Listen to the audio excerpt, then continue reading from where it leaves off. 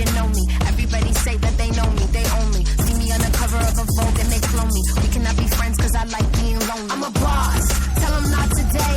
Swerving on these chickens, cluck out my lane. I'm a boss, out my way. All right, so Andy Grant is on the show today. Hey, Andy, would you like to tell us a little bit about yourself? Sure. Let's see. Where to start? Yeah, really, especially in this chaotic time. Exactly. So just tell us a little bit about you have a podcast. Yep, one of the many things I do. Yes, I host a podcast called Real Men Feel. It's been going on for just over 4 years now. I'm also a coach, a healer. I'm an actor. I'm a writer. I'm a screenwriter. I teach people how to self-publish eBooks. I have a gratitude class on Udemy with thousands of students from around the world. I'm also a suicide prevention activist, which is kind of where all my work originates from. And from my own experience, I was a very depressed and suicidal person. I was going to say kid, yeah, at every age, I have dealt with depression and suicidal thoughts. That is what has fueled all of my books. Everything that I do with clients is something that I learned to literally save my own life. And it worked. So I turned around and used it with other people. That's awesome. I know we talked, it's been about a week ago or so at this point before recording, and I think we ended up going way over our 30. Like usually I do like a pre-interview of like 30 minutes to kind of get to know somebody. That way, it's not super awkward when we're recording. And I remember we went kind of way over that 30 minutes because I was super intrigued by all the things that you do. Your personality is a lot like mine. Like I always joke around and say that I never really knew what I wanted to be when I grew up. So I kind of like tried a lot of it and I'm still kind of doing that, know, and I think for a lot of people with that personality, that's kind of the norm. You mentioned that you're a suicide activist because you've got obviously a personal history with that. As far as career-wise, how did you start out your career, your adult career? Did you go into, you said you're a healer. Did you go into healing? Did you go into coaching? How did that kind of happen? Well, so I had real life, I worked in a cubicle. I had all that. I had my corporate America experience, but it was very entrepreneurial. I was part of 2 startup companies. In the late 90s, I joined my first startup and I was the web guy. They were acquired by Cisco Systems, major technology company. And I quit that giant company, went back to another startup, which was acquired by Cisco again 6 months later. So I had this. They were following you. Yeah. Everyone said, let me know when you're going to quit again and I'll follow you this time. And, but anyway, that second time I stayed for about a dozen years and I wasn't happy. I just wasn't fulfilled. The lure, the excitement of entrepreneurship, of the startup, going from, being employee number 60 at a company to number, 55,000 at a company was just extremely different. About 2008 or 9, I had this experience online in this just giant group call with a gentleman named David Morelli leading us through this guided meditation, he called it. But it really made me sense and feel energy bursting through my body. I felt like Iron Man, like energy was shooting out of my hands after this call. And I was like, I still don't know what this is or was, but I want to learn more about it. So I did a year-long program with him and I became trained as an energy coach. And I can tune in and read the energy of a person, of a situation. But I did all that because for the first 6 months of this year-long program, you cleared yourself out. Mm-hmm. And I finally was able to learn and discover that I had been an empath as a kid. I was feeling other people's emotions and thought they were all mine. Part of what led to my depression and suicide attempts was just being overwhelmed with sadness and having no conscious reason. And again, so I learned that I was picking up emotions from other people. I had sort of no barrier, no boundary around myself. As a kid, I so wanted to be liked that I just had nothing between me and other people. So I was feeling their stuff. They might have been feeling mine. Probably nobody was conscious of this, but I just ended up feeling sad, depressed, overwhelmed, crying often, being triggered by just nothing that I could be aware of. Grew up with all that experience. Finally, as an adult, I discovered this stuff called energy work and light work and intuition and spirituality. I was not raised with any sort of religion. When I was a kid, I thought that made me an atheist. I just thought, well, I don't believe in something, so I must not believe in anything. One of the biggest aspects of my growth was realizing and accepting and knowing that I'm not just this meat suit. I'm not just some random collection of chemicals. I'm not broken brain chemistry, which is, again, what I was taught at age, I think I was first told that at age 12, that I was a product of dysfunctional chemistry.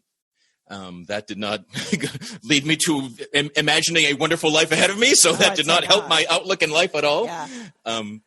But again, I learned these tools, these energy tools, and how to take other people's energies out of my system and how to kind of clear myself out and recognize what's me, what's not me, and choosing what energy to bring in too. What do I want to be? What do I want to build up? What do I want to diminish? What do I want to celebrate? What do I want to accept? What can I let go? And through that program, which I took it for me, but I discovered people were fighting in study groups to partner with me. Word was spreading that I was good at whatever this was. I was good at it. Yeah. So people convinced me that I should become a coach. And so I did. So I started part-time. I was in Massachusetts. Most of my bosses with Cisco, they were based in the West Coast. So I'd go to California and my managers were like, read my energy. So everybody, I did not hide it. People were open and experimenting with it. And ways that I really learned that this worked was I would read into the energy of a project. And if there wasn't much light to it, I didn't bother doing it. And without fail, always a week, maybe even a month later, I'd get an email. Oh, sorry, wasted your time. That thing isn't going to happen after all. I'm like, oh, it's okay. I didn't do anything with it. I built my confidence and my skills in working with clients by, again, working with myself, working with where I was. So eventually I branched out, added Akashic record readings. I became an initiate with the Modern Mystery School. I started doing more in-person, actual energetic healings with people. And it's just grown and grown. I think that there is a lot more openness in the professional world than there used to be. I know I did grow up in a religious family. I grew up Southern Baptist, and I don't know if you know much about Southern Baptist, but they're really good at potlucks and judgment. My mom's going to listen to this. I'm going to get in a lot of trouble. That's fine. So I kind of grew up just trying to obey the rules until I felt like I couldn't anymore. Like I always tried to be this perfect person, which obviously none of us are.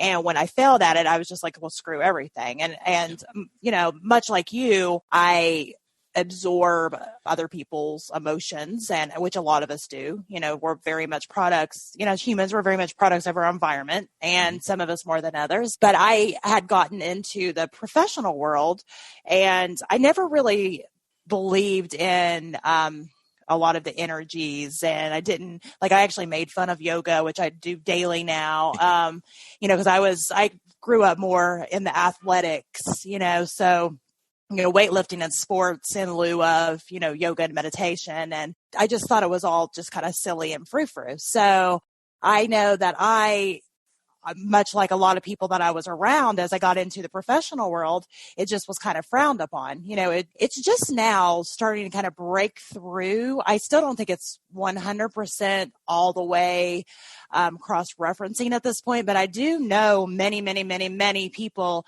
in the business world that also are heavy into energies, heavy into yoga, heavy into meditations, and even like Reiki healing. There's a lot of hospitals. I don't know if you've seen, there's a lot of hospitals that are now utilizing and acknowledging that energy work, such as Reiki, is promising with lots of medical conditions. Right. Yeah. So, I just saw a report today from Harvard Medical School talking about how beneficial yoga and mindfulness are for COVID-19 recovery. Yep. So it's not just one disease. It's not just one illness. All these things help with everything. They help with all aspects of us. They do. And we're so multidimensional that I think by only picking one thing to focus on to heal anything, I think we're selling ourselves short, whether it be, something like COVID-19, or whether it be cancer, or whether it be depression, or, there's just so many facets to our humanness, and it goes far beyond the physical. But even with the physical, you can utilize things like meditation. And even if a person is not as open right now to understand how energies work, now I would say go ahead and start looking into it, because we are all energy, mm-hmm. But even if they're not so open to understand that yet, because I know if you would have asked me 15 years ago, I would have looked at you like you had three heads, sure. I'd be like, yeah, energy. Okay, whatever. And I think there's a lot of people that aren't quite there yet, but they may be to the point where they at least recognize that, mindfulness, like you mentioned, is a good thing, or quiet meditation and just pausing for a little while is a good thing. And I think taking that small aspect and snowballing from there can start to help us in a lot of ways. Kind of circling back to your suicide activist work, do you find that working with people who have had, past suicidal thoughts or maybe even current suicidal thoughts, do you find that teaching them about their energies and about mindfulness and about meditation, do you find that is pivotal in helping them recover? Oh, certainly. And to touch on something you said, like everything I do now on a daily basis is something I first made fun of for years. Yeah. So if we're talking about things and someone listening is like, oh, that's ridiculous, like, great. So you can't be aware of it first and laugh at it and then almost be like, well, I feel so bad. I'm willing to try these ridiculous things. That was my path. Oh, that was me too. Yeah. So, and from as far as being depressed and suicidal, it took a lot of self-work to just accept that I could be happy, that I was worthy of being happy, not just being miserable. For me, there was a lot of resistance to trying anything because it might work. It would throw off my whole worldview. Like, if I could be glad to be alive, then who am I now? And how many years did I waste by not believing that in me? Right. So there's a risk, and there's a lot of talk about, staying in the comfort zone, and it comes with productivity and things. But even something, being depressed, hiding in bed, even if you hate that that's your life, you're used to it. So there's a comfort level, even in things that don't feel good. I realized that I was kind of addicted to suicidal thoughts. When things got tough, that's the first place my mind went, because that was the deepest rut in my brain, right? That was the oldest neural pathway, if you want to get scientific. Mm-hmm. But, I'm going to point out that language. Like we talk about, we all fall into a rut. Oh, my life's in a rut. Well, our brain works the same way. And that thought pattern that we think the most will be kind of like the deepest rut in our brain. So initially, it takes a lot of effort, it takes a lot of conscious thought to get yourself up out of the rut and start making a new one. But with neuroplasticity, when I was growing up, I was taught that you only had so many brain cells, and every time you drank, you killed some of them. So you were getting dumber and reducing everything you could do each time. But there's neuroplasticity. Our brain is incredibly adaptable. We, as human beings, are much more resilient than most people realize and accept. So I firmly believe that no matter how horrible you might feel right now or ever in the past, you can feel better and you can be joyous. You can really be glad to be alive. And I think a lot of studies have shown that even with a lot of the suicide prevention hotlines. I've read that a lot of them say that if you can keep somebody on the phone and you can just have them wait till the next morning, just wait till tomorrow then, just don't do it right now. Just wait till tomorrow. By that next day, they've at least for that moment talked themselves out of going ahead and going through with it. And I think it's just, like you said, in that rut, in that deepest, darkest moment. And I've had many, many, many deep, dark moments. I don't know that I've been quote unquote suicidal. Has it entered my head before? Like, I wish this would end, or I could just end this, like in a fleeting thought when I've been down. Yes. But I've never been what I would consider, suicidal. I've been severely depressed, and the way that I have handled, depression in the past hasn't always been the most healthy. I shove it away and not deal with it and just make a joke because that's my coping mechanism. And then that's fine to be able to, and people have always said, well, that's a good thing, that you can just kind of brush it off. And it is for small things, but for large things, you still need to deal with them. Even if you deal with them and then brush them off and then you're able to joke about it, you still have to deal with it. And I do know that now, but it took me a long, long time to figure that out, because I joke around and say, and my sister says the same thing, that we're just emotionally stunted and, we're not huggers. We're, we don't. And I think it's because, like we talked about before, I have always been one that absorbs emotions so much that I had to put up this boundary. You used the word boundaries before. I had to put up this boundary because I just couldn't take anymore. So I didn't want anybody to hug me because I would absorb so much from them, way more than I wanted from that just small hug.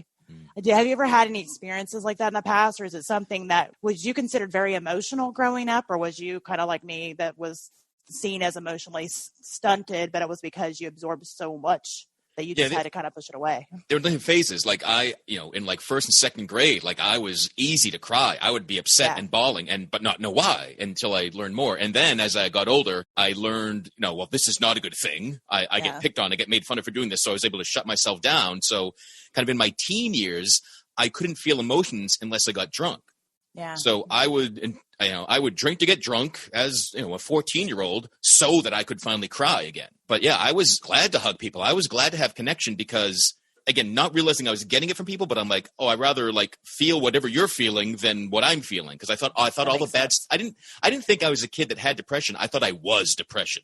Yeah. Right. If you were smiling, I'm like, get over here, give me a hug. Yeah. Change my mood, please. Yeah. Yeah. Give me some of what you got. Right. You mentioned that you have a podcast. Is your podcast geared more toward the activism, or is it geared more towards healing, or is it kind of a modge podge? The perfect show to me is someone comes on and shares their journey and then shares how they're using whatever they learned to serve others. Mm-hmm. So sometimes that shows up with other coaches, with authors. We're talking about healing. Sometimes it's tales of addiction. I just talked to someone that was just a really high achieving young person and top of their class, and the child of doctors and politicians, and became an opiate addict, and was excellent at hiding it until he was a complete mess and life was falling apart. So stories from all over. There's a lot of focus on mental health, on depression. The show's called Real Men Feel. Real men meeting all the memes and stuff, and real men chop down trees and real men open doors and whatever it might be. And that was kind of like a play on that, but also that real meaning authentic. Yeah. And authentic human beings feel. And sometimes men need to be called out, like, this shampoo is for men and this deodorant is for men. And so emotions are for men. That's really the message of the show. So anybody coming on, being open and authentic and sharing the emotions they felt as they share their experiences. That's what each show really is. As a woman, I've always found it baffling that it was not automatically understood that men cry or men feel, because I don't know where the idea that they don't come from. I don't know if that was men putting it on themselves or women doing it, but I always found that so odd. I can remember hearing, well, boys don't cry. Well, who says boys don't cry? Where did that come from? How would boys not cry? What exactly about a boy would make them not cry? Yeah, it's passed on. It's older, stricter versions of masculinity and tighter gender roles. Whenever I'm talking to a man about masculinity and what does he think it means to be a man, I was asked, the person that taught you, like whoever you learned this, boys don't cry, or whatever rules you're living by, if that person was a miserable bastard, why would you follow in those footsteps? Like, why take your lessons from that? If your father, grandfather, big brother, if they were a joyous person that embraced life and they pass things on to you, great. Experience is the best teacher. And what was their experience? Are they passing on crud that feels weighted and heavy? The youngest kind of masculine role model I can think of as a young kid, it would have been John Wayne. Mm-hmm. And just silent and stoic and never showing anything, shoot anybody that gives you a cross eye, Yeah. So that's what I think men meant for like the 50s and 60s. Then it started falling apart and it's still being put back together, but it's society, it's your family, it's teachings. But ideally, every man's definition of masculinity is up to him. And it's whatever definition that makes you feel good. If you're generally happy being miserable and angry, and those are your go-to emotions, but somehow that brings happiness to you, then fine. I'm not going to judge that. But if you want to change it, you change it by recognizing as a man, you're allowed to feel all the emotional range that are allowed of human beings. There aren't emotions that are for women and emotions that are for men, but a lot of people have been taught that there are. I agree. I was thinking whenever you were mentioning just about John Wayne and all that, just all the female role models that I've seen, and I never really was any of those either. I've never been the one that knows how to do their makeup. I've never been one that knows how to do hair. I don't do my nails. I like to go outdoors and it's different now, I think, than it was even whenever I was growing up. When I was growing up, it was very much expected that I should know how to do makeup. I should know how to curl my hair. I should know how to do all those things. And I didn't really want to know how. I wasn't super emotional like girls are supposed to be. It was things like that. I think that's the same thing as like with a lot of the male stereotypical roles. And I think putting any of these stereotypical roles, any of these pressures, as you said, and we put on ourselves just adds to the weight of all the things in life that can kind of weigh us down. And everybody has different things that they come up against in their lives, and adding all these undue things, these unneeded things just weights us down more quickly. And I think that if we could kind of talk to ourselves as a younger self and say, don't allow society to put that on you. Don't allow your parents to even put that on you. Don't allow your friends. Don't allow yourself. If I could go back to younger Maria and say that, I think she would have found what she knows now so much sooner. We really are limitless beings. We are capable of infinite possibilities. But every time that we take a teaching or a training and a rule and just set it as fact, it's a limitation. So we keep boxing ourselves in until we make a box so tiny that, again, that's when I become suicidal. That's when life feels so restricted and such this falsehood. And it's false because it's how you're living. It's how you're operating. When you start changing your beliefs, your mindset, then your thoughts and your actions change. And you realize that, whatever limitation, almost whatever identity we choose to put on ourselves, if it's not flexible, it's false. I agree with that. And I think for most of my life, I felt like I was wearing a mask, that I didn't feel that I could be my true authentic self, which my true authentic self is very eclectic. I am a very eclectic person. If you had to say, hey, what type of a person are you? I couldn't really tell you, because I like a little of this and a little of that. And I'm just a modge podge of all kinds of things, and which can look, I joke around like even about my resume. Like I joke and say that my resume is very bipolar, because if you look at it, there is a story behind all of it, but I'd have to sit and explain it out. But if I literally wrote everything down, it looks ridiculous. It honestly does. But there's a reason behind a lot of it. And even within the story, when I explain how I kind of got to each of those and why, it actually shows some psychology behind it, just to the fact of who I am as a person, because I am that person that says, okay, well, this is what I'm being drawn to. I want to absorb this and learn more about this. And what I've found out as I've gotten older is that there's some of those things that I'm drawn to because I'm supposed to be. And there's some of those things that I'm just curious about. And it's fine to be curious about some things, but I also know that I am the type of person that tends to be a jumper on things. And whenever I want to do something, I don't think it all the way through sometimes. So I find these things out about myself, and I say, okay, well, this part is good. The part that I'm ever learning and I'm ever changing, and all of this is a good thing. But, jumping without thinking things through is not a good thing. And I've told this story on these podcasts 1,000 times, but I'm going to say it again because I don't know if I told it to you. But I remember I was on a plane one time, and this is when it kind of clicked in my head. And I'm watching the flight attendant, and she's just like, going through her things. And I remember thinking, oh, that looks like so much fun. I would love to try to be a flight attendant. Why? I don't know. I Googled how to become a flight attendant, and I stopped myself, and I'm like, okay, this is what's wrong with me right here. Do I want to be a flight attendant? No, it looks pretty fun. Yes, they travel, but is the reality something that I would actually be happy doing? Absolutely not. There's actually 1% of that I would actually enjoy of being a flight attendant.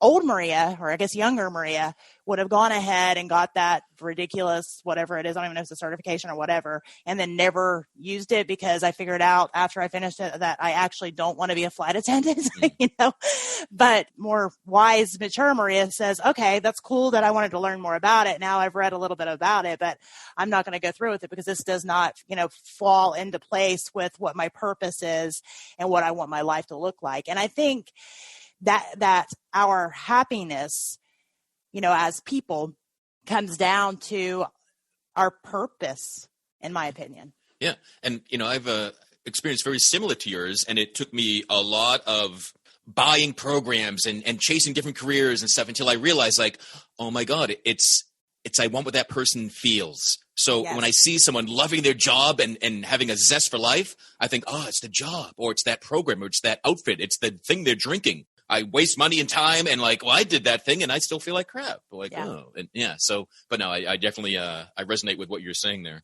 And I think that a lot of people that, again, are very high energy and very curious, I think that those are great qualities. When I sit and think about qualities of a person, it's not that I think I have terrible qualities. I don't. I think it's just being able to recognize the good in those qualities, and every good has an opposite, so the bad in those qualities too, and avoid that part of it. I don't think that that's something that has a time stamp on it. I know I hear a lot of people say, well, when you're older, you get wiser. And I think we get wiser because we've experienced it, not necessarily because of the age, because I know people that are far younger than I that have come to this realization far sooner than I did. Right. And it took me a long time. My husband and I both joke around that we're both stubborn. Well, we are stubborn, but we're the type of people that have to be kind of hitting the head with a 2x4 to kind of get it through because we're that stubborn. And we both 100% are. And I think that's why it took me so long to realize that I did not have to wear this mask, that I did not have to, go get this certification or this, whatever it is, to be able to, like you said, to feel fulfilled, to have that feeling that, sometimes maybe it was going to go into place with what I wanted for my life, but most of the time it did not. I was just searching and trying to find the puzzle pieces that made me happy. Yeah. And I hated this notion when I was younger, but I am come to embrace it now. But that's the point of life. Like finding out all the things that make you happy. Yeah. And if by power finding it out is doing things that don't necessarily feel good. A common metaphor I get when I do Akashic record readings for people, it's a way for people to kind of ask questions of their spiritual guidance. The Akashic records are this recording of everything you've ever done. So that, and having all that in one place helps you make decisions going forward better. A lot of people will complain like, I have all these ideas and what to do. And they're often saying like, you can do it all. You just can't do it all at the same time. That's the problem most humans get into. So having a life full of different desires and interests is fantastic. It's just navigating, when am I going to pursue this one? When do I pursue that one? When do I pursue this one? If you spend years studying something and getting a certificate and pursuing a goal to discover that at the end, like, this wasn't what I thought. This isn't really what I want to do. We all have a tendency to go, what a wasted effort this was. But the records will remind that no, like discovering something that you don't want to do is just as valuable. You won't go down that road again. That's true. That's so true. I've never thought about it that way. I know for me, it took me I just feel like last year was probably the first year, probably around, June, July, around that time, that all of the terrible things I had been through, my whole life, but primarily that last year and a half prior to that, kind of all come to a head. And I really started to be able to see things more clear. It's almost, and I explained this to some friends of mine who are, also very open in energy and, natural world, that I literally felt like a veil had been lifted off. It was a very surreal feeling because I had been slowly over the last, probably 10 years, been becoming more open and more open and more open. I went from the girl that laughed at yoga and literally got kicked out of yoga class. I worked for a gym for a while and they wanted me to get certified in yoga and paid for me to go to this class. And, the person teaching the class was very, very open and was stereotypical TV yoga teacher. And me and my girlfriend laughed so hard we literally got kicked out of the class. I did not get certified in yoga, and I feel so bad. I wish I had her name. I could write her and be like, I am so sorry. But I mean, I didn't you don't know what you don't know. That's what I tell people all the time. You don't know what you don't know. Yeah. I just thought it was so frou-frou and so out there and so bizarre.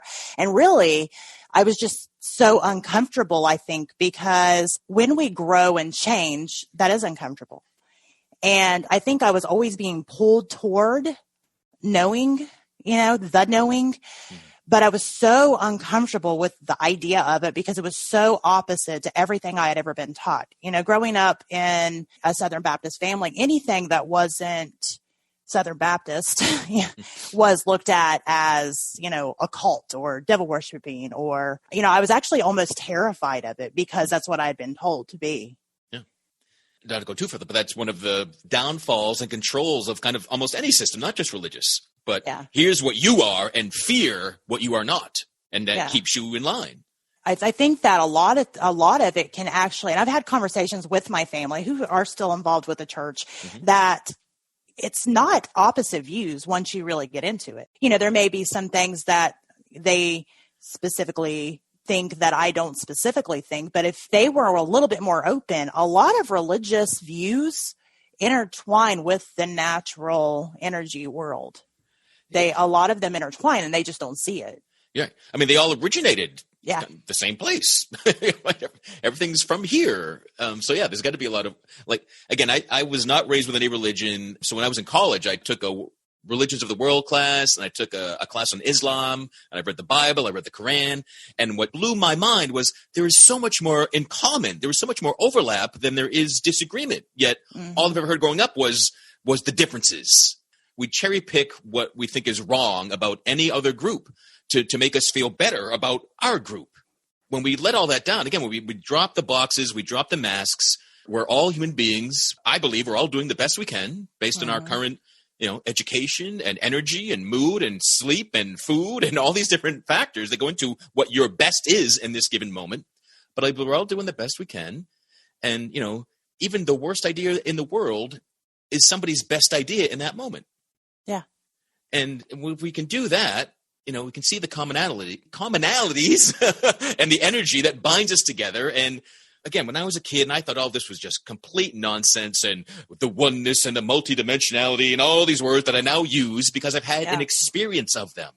So whenever I talk about something and someone is just like, oh, that's absurd, it's ridiculous, I celebrate that because, all right, good. I made enough of a mark that they have an opinion. Yeah. And then, if years later, like you talked about, you wish you had that yoga teacher that threw you out of class, right? Yeah. She planted a seed. You weren't ready for it then. But you got to it later, and you remember that person that first made you aware of this potential. And ideally, anytime I talk, anytime I share something, like I am very authentic and open, and I share what doesn't work for me. I share what does work for me, so that someone else can learn quicker than I did. And I think that's the goal. I know, again, we fear what we don't understand, and we all come to knowing in our own time. Because, and I was speaking to somebody about this actually yesterday because, I've known them pretty much my whole life. And she's like, I feel like you're so much more you again. And I was like, well, I don't know what you mean by that. And she said, actually, I don't even know how to say this, but she said, I feel like you're more you than you've ever been, but you're much more like you. I was like, okay, now I'm really confused. And she's like, okay, she said, I feel like, the more successful you've got within your business, because I own a few businesses at this point. She said, I feel like you lost more and more and more of yourself. I mean, she's right. And I started to recognize that, but the ball had already started rolling away so fast, I didn't know how to stop it. When you have businesses, you have employees. I also have children, and I had, a building, and I had mortgage payments. And you fix your life to be a certain way. And that's great whenever it aligns with your authentic self. But when it doesn't, it's detrimental to your mental well-being. It was detrimental to my physical. I had never had a panic attack a day of my life, but I had one in 2018 and I thought I was dying. I didn't even know what the heck was happening because I had gotten myself to the point that I was so bogged down. I was so stressed out, and every single bad thing that had ever happened to me in my entire life, and there's been quite a few, all came to a head at that moment. It was awful. I had to kind of drop everything because I had to focus on what I needed to do. But it took me going through a bunch of stuff in 2018 before I did that. That whole year, I started peeling myself apart, and it took early 2019 that I started trying to pick up the pieces again and figure out, okay, does this piece belong? Does this piece belong? Because I knew I could not go back to where I was before. And it's funny because I had already started, I had been involved, in the energy world for a little while, but I had not got to the point that I am now. It kind of took me letting everything go to where I was more open. I'm sure you know what I'm saying by that. It took me letting go of all the masks, letting go of the last pieces. It's like I'd let a lot of it go, but we hold on to those few little pieces that seem like the comfortable pieces. And I was just so afraid to let those go because I didn't know what was going to happen. Because like I said, I had employees, I had family, I had, a business building. I had all these things that I was so afraid if I let it go, I didn't know what the outcome was going to be. But I let it affect me. I let it affect my marriage. I let it affect my children. I let it affect everybody. So when I look back at all of that now, it seems completely absurd and ridiculous that I was holding on to those things that absolutely mean nothing in comparison to my own well-being, to my relationship with my husband, and to my children. But I think we fall into that. And I think a lot of times that can become so deep rooted that leads into suicidal thoughts and depression and so many other issues. Again, to me, it's that tightening of the box, and again, you feel it energetically and physically. The weight on your shoulder. We all speak in the same language. The compression of life, and everything feels heavy and gross, and I feel denser and sicker, and I don't want to get up, and I don't want to move. I don't have energy. When you realize those are all symptoms, of a bigger issue. I mean, that was a huge breakthrough for me. Like I'm not all these little ailments and horrible feelings. These are showing me that something else is wrong. Right, I'm not looking at the root issue. When I first went to college, I went to a community college. So I was ranked third in my high school class, and that came out, and I was terrified. I'm like, oh my God! Like I'll go to college, they'll be falling enough for the fraud that I am. And I tried to flunk out of school with the last 3 months of class. But anyway, I was afraid, so I ended up going just to a community college, and I was still so afraid that I was in a communications program. And I had straight A's in the first semester, and then I looked at the next semester's class, and there was a mandatory public speaking class. I was so terrified of being seen, of having to speak, of anything, I stopped going. And so I ended up flunking out of – I went from straight A's to flunking out because I stopped going, all to avoid this class that terrified me.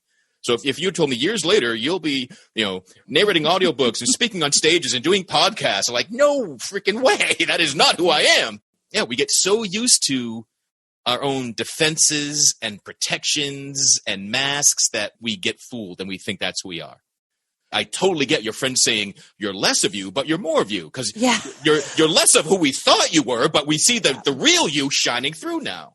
And it's funny. It's like she was always there, and slowly I think she's been cracking out for years. And it took me letting it all go. And I was explaining to somebody one day, I said, I just felt like I had, all my all my hands, my hands, my feet, my fingers, my toes, everything was just trying to hold all these pieces together.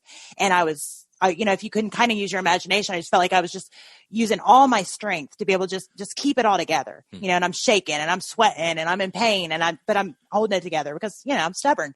It wasn't until I just literally couldn't, I fatigued and I had to drop them all. They just fell, that I was able to take a deep breath, and start to think, okay, what pieces do I want to pick back up? Because I don't want to go back to that anymore. That was excruciating. I don't want to do that anymore.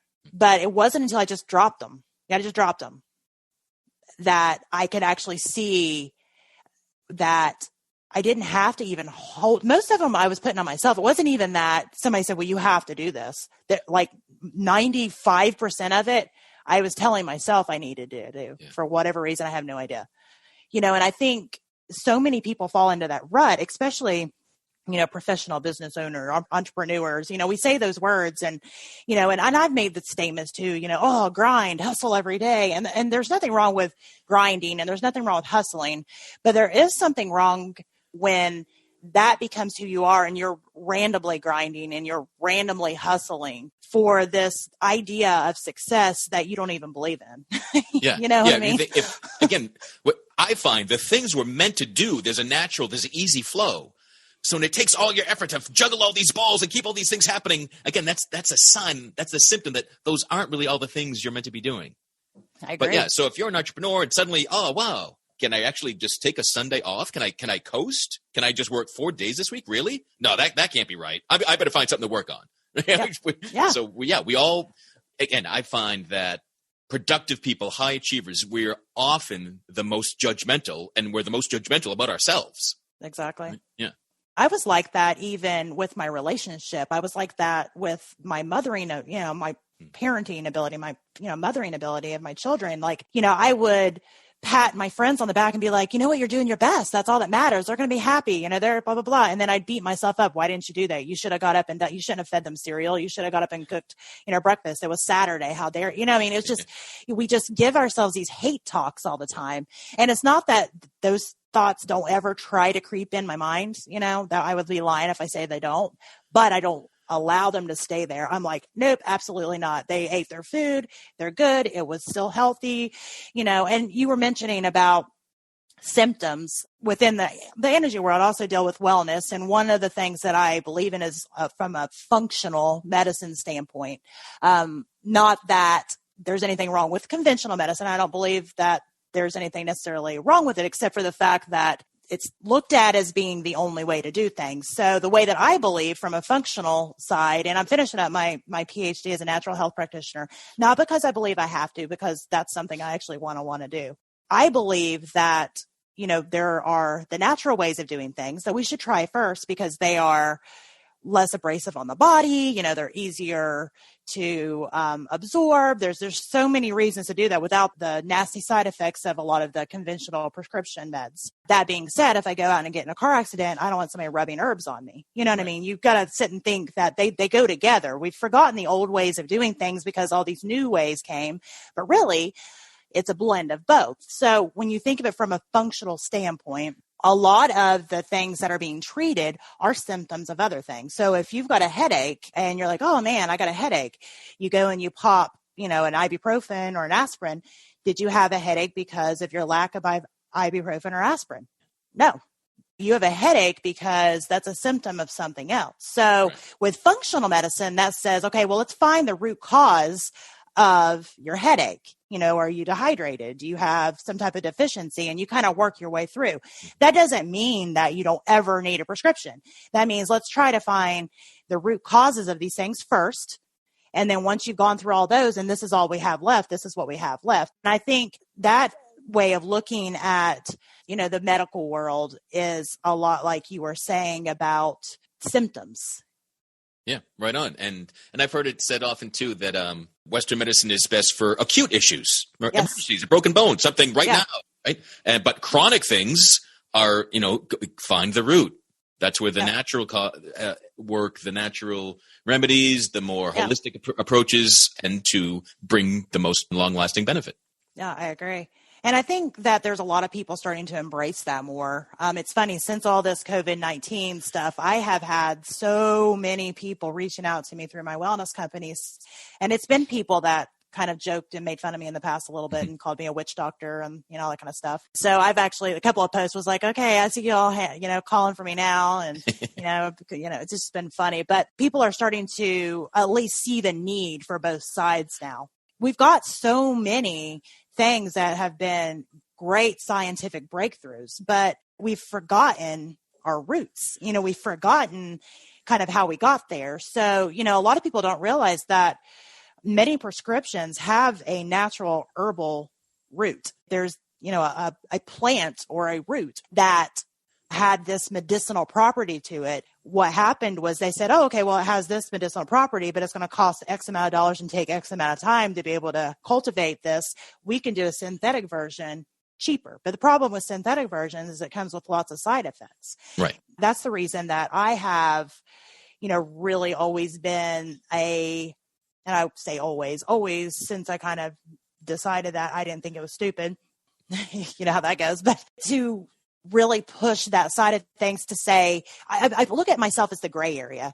And I think that's why I wanted to finish my PhD, is not because I needed one more thing to do. Because like I said, I have already got past that idea that I need to do it all and do everything. I don't want to do it all, but I feel like I'm the gray area on that because I can see the need for lots of conventional treatments, but I also see the need for all the natural medicinal herbs. And the idea that you have to pick sides seems ludicrous to me. And I think it's the same thing, like I was saying earlier with the energy work and, meditations and yoga and all that stuff, that people think because, maybe they go to church or whatever, that they can't still believe in all that stuff. And I also think that is ludicrous.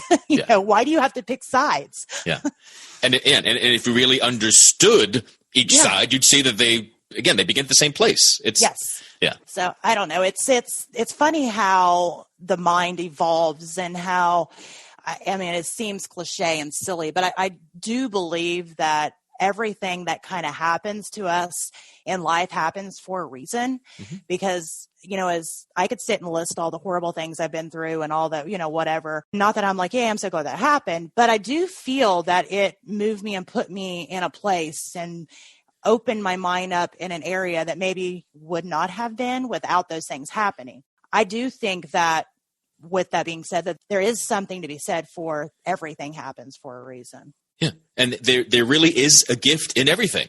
Yeah. Now, if you're in the middle of a hard time, you're not open to that. You don't want to have people telling you, oh, there's a gift in you're having cancer and being on your deathbed right now. And so, but again, in hindsight, you can see it when the emotions of the moment have fallen away, you go, oh, right. But you've got the perfect outlook, and that's the outlook that I've developed for myself, which is why I call it perfect. If I like where I am today, I like me now. So for me to say, oh, if I could eliminate that event in the past, or if that thing didn't happen to me, but no, it took all of the ups and the downs and the sideways to get to you, opening up to more of you, being willing to be authentic, being willing to share, being willing to try new things. So again, if it takes some painful in the moment experiences to get you to crack and realize what you've been hiding behind is a mask and doesn't serve you, all of those experiences did indeed serve you. And I think that's super hard to explain to people, like you said, especially if they haven't got to that place where they realize everything that we've just been talking about themselves and about just life and about all that. And I mean, you may talk to me 10 years from now and I'd be like, wow, I knew nothing then again, but I think we are very much always growing and always still have more to learn about ourselves and about life. Sure. Science tells us that our universe keeps expanding and that it actually is expanding at a faster and faster rate. So in the work that I've done energetically and with all the woo-woo world, everything is expanding quicker because we are. So every new experience, even every new thought that every human being has is what is making our universe expand. So if we all just stopped, life would literally stop. And this shutdown experience is giving us all, like, life isn't stopping, it's continuing. And people are having an opportunity to live differently, to go within, to slow down, to not rush around, to just stay with the people they love, ideally, and explore the emotions that show up and decide when I can go out again, where do I want to go? Yeah. I hear a lot of debate of we got to get back to normal. But some people are like, well, wait, was normal worth getting back to? Like, what can we do anew? How can society work better? How can health be better? How can work be better? This is a golden opportunity. It's a timeout for humanity almost to all of us take a breath and go, let's do the work. Let's get introspective. I agree. I've been calling it the great pause. It's funny because it's not really affected me a whole lot other than the fact that I'm having to homeschool my kids and they're all going to be illiterate. But other than that, it's not really affecting me a whole lot. That's the only thing that's really kind of been, disruptive in my life. But I had already got to the point, like we were talking about, that I had already kind of taken a step back and I had already started to decide, okay, this isn't worth my time. This isn't worth my time. This doesn't fit in, with my ideal life. I'd already started doing that anyway. And so my life didn't change a whole lot other than, having to try to homeschool, which at this point I've decided that I quit. So that's, I'm done. I get calls every day from, colleagues. I got one today, meaning, how are you holding up? How are you doing? We're all having a hard time. And, I'm like, I'm fine. I'm completely fine. Actually, I'm enjoying the fact that it's giving me a chance to even further dive in and further fine tune what I want for my life, because I'd already started it, but I didn't have the ability to get as deep as I am being able to now, and being able to decide, this feels really good. I'm going to dive more into this, and this doesn't. I don't want to do that right now. And it doesn't even matter if I want to do it or not, because life's pretty much stopped in the outside world right now anyway. Yeah. So right now it's allowing me to be more free with my decisions, because there's really not a hang up in most of the, there's no downfall right now. Yeah. Has it affected you negatively in any way, or? I wouldn't say so. I mean, I've worked from home full time for like 12 or 15 years. I don't have children, so my life hasn't changed all that much. The places I used to regularly go that I can't are the gym and to the movie theater. Some of my healings are only done in person, so those have had to stop, while other work I do that's remotely has gone on. The podcast world has blown up. I'm on lots of shows. I'm producing more shows, and I'm getting more kind of current events related guests, and how can people navigate this kind of chaotic time the best. So in a great respect, I've never been busier. Yeah. I think that is the cool thing that I found too, is that the things that I tend to love are the things that I'm doing more of. And it's not because that's what I picked. It's that the way that the quarantine's been laid out and the way that life has just been going, it's actually fed those things. I find that funny, not ha-ha funny, but just kind of like aha funny, that the way that life has been going naturally is feeding those things that I had already pretty much decided was my things, but I was having to slowly kind of filter time and energy and stuff over to that. But now I'm not having to do it slowly anymore. Yeah. When synchronicities line up and reinforce decisions you've already made, like that's the ultimate green light from the universe that like, hey, I'm on the right path. And I have made the decisions that get me here. Fantastic. I still find that like amazing. And I say that a lot. Like, I'm like, gosh, it's just so amazing when that happens. And you think that feeling would get old, but it doesn't. It's almost like seeing a beautiful sunrise or a beautiful sunset. If you look at my phone, I've got 1,000 pictures of sunrises and sunsets and moons and, just stuff like that. And it's silly because it's like, okay, well, you've got like so many of them. Why does it matter? It's the same thing, but it's not, because each experience is still that breathtaking, moment for me. Yeah. It's not silly, because even into my early 20s, I had friends and I'd see them stop and like look at the sunrise or look at a painting in a museum, and I could look at it and I was like, yeah, that's nice. I never felt it, because I was always kind of this chronic low-level depression that I thought was life. And it was because I wasn't living my best life. I wasn't living up to my potential at all. And now, I'll get up in the morning, oh my God, that's gorgeous. And I'll take 55 pictures of this moment of purple in the morning, and or of my dog or of the moon or of anything. And it's magic. And I hope that never gets old. I mean, that's truly the feeling of being alive. I agree. Yeah. It shouldn't get old. And, I always thought that because I was this sarcastic, and I still am, this sarcastic, jokey person, that I couldn't also be this deep person. I feel like part of me kind of fought that, because I'm like, I'm not giving that up, because I love my sarcasm. I use it for everything. But I found that I can, I'm still sarcastic. I still joke about things, sometimes inappropriately. But I still feel things very deeply. I still, am able to be all of that. Yeah. I mean, you said earlier, we're multidimensional. Yeah. Right? We are mental. We are physical. We are energetic. We are emotional. We've got the 5 senses everybody acknowledges, and we also have intuition and that gut sense, and just that times we just know things with no basis for how we should know it. That's all real.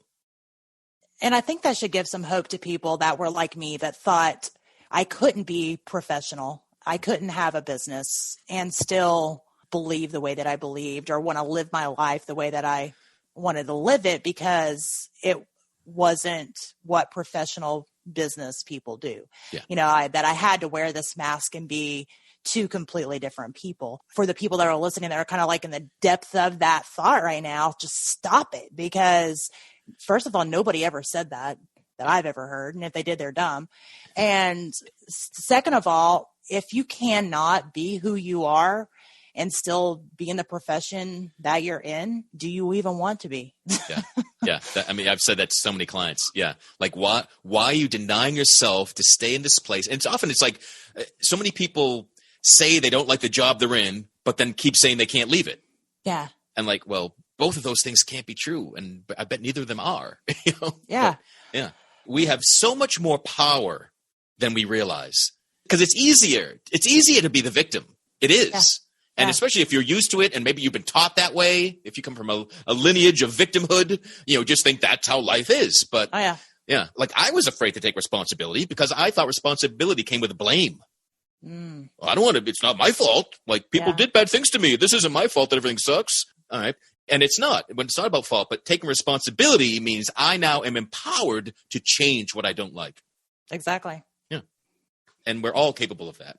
If somebody wants to talk to you more, maybe about your energy coaching or, healing or any of your suicide activist work, how would they reach you? The website that's the gateway to all things me is theandygrant.com. And then there's a really easy URL, theandygrant.com/talk. We'll bring you right to a schedule, and you can just like schedule an hour to talk with me. And there's like no strings, no agenda, just like, this is something I'm especially doing during this time when some people might be stuck at home and not have someone they can confide in. So if you're feeling alone, or if you want to talk about coaching, if you want to talk about tattooing or astronomy or anything in between there, like that's what just schedule time and pick it. at theindygrant.com. You can find about the podcast. You can find about the books I've written, classes I teach online, as well as one-on-one work. I like to ask my guests sometimes a few questions. And one thing I want to ask is if you could go back, till whenever and tell yourself 3 things, what would it be? Wow. What pops up as number 1 is, don't believe anything you think. Find out the experience. Just don't believe it just because you think it. I know these are hard. Yeah, because I just said I wouldn't change anything, so I have to be careful because I wouldn't go back. But what would I tell myself? If you want to do something, do it. I feel like I was so many years of being conscious of my desires, being so scared and never doing them. Yeah. So there's a lot of wasted time there that I'll never get back. So that was it. Yeah. If there's something you want to do, just buy the Nikes, just do it. Right. Yeah. There's a lot of truth in that. And third. If you can't think of a third, there's no pressure. No. I got it. Nope. Nobody's opinion of you matters except yours. That one's good too. Yeah, I'm like you. I wouldn't necessarily change anything because it's developed who I am. But for the people that are listening that haven't quite bridged some of the things that we have, for them to be able to hear that, I think that helps because then, maybe they can tell that to themselves at that point. Yeah. I try to, I have children. I try to tell my kids, and they're stubborn like their mother, so who knows if they'll actually listen, but you try to teach people what you didn't know.